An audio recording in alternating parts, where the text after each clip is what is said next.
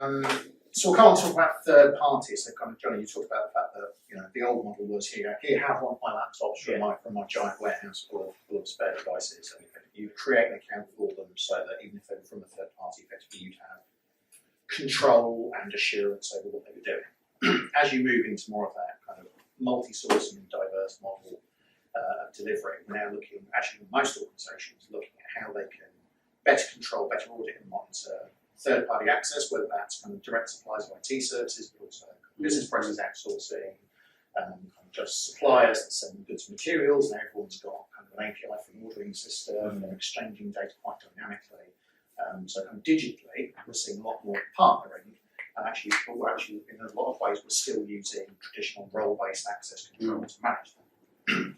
Moving from a zero trust point of view, you potentially get to move even beyond attribute-based access to kind of policy-based access control, which is one of the things that NCSC talk about in their zero trust principles.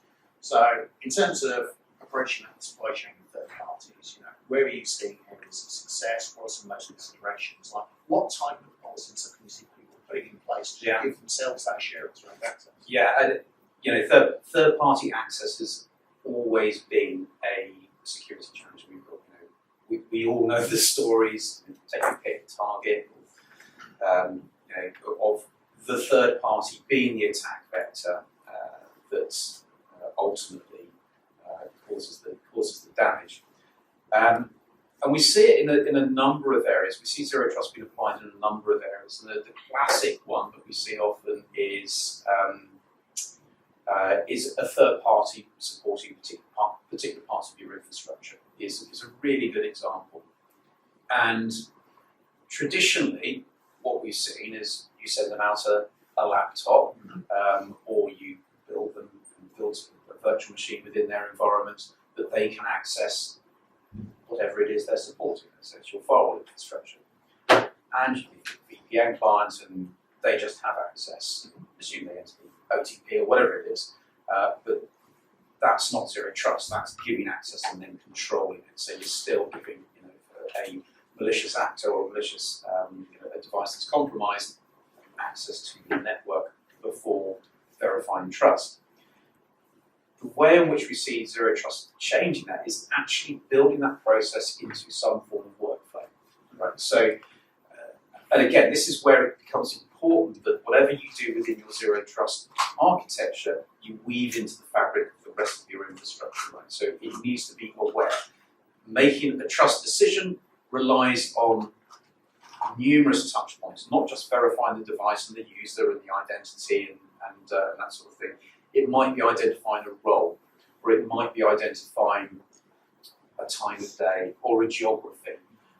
So all these things that can be programmatically decided by interrogating the client end or the architecture end, you should be able to do through zero trust. Now, the classic example is you have a third party, as I say, that is supporting the firewall infrastructure.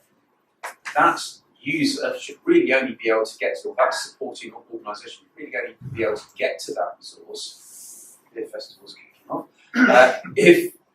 If there is a good reason to, if there's a ticket raised, for example. So there should be a hook, an API hook, typically from your zero trust enforcement point or a policy engine rather, into your ticketing system, or whatever it might be, to verify that there is a ticket raised for that user, for that third party, to perform a task on that system that they're trying to get to.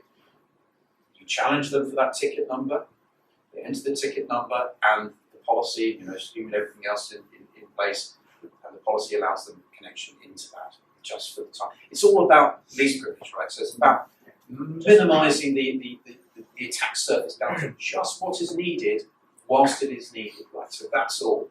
As soon as that ticket is closed, then that policy, that enforcement rule is no longer met, and that connection is gone. So that's the classic. We're also seeing people organisations augment that capability into things like business support systems, like your HR system. Okay, so before I give you any access at all, before I build the network for you, do you have an employment contract that is in date and valid?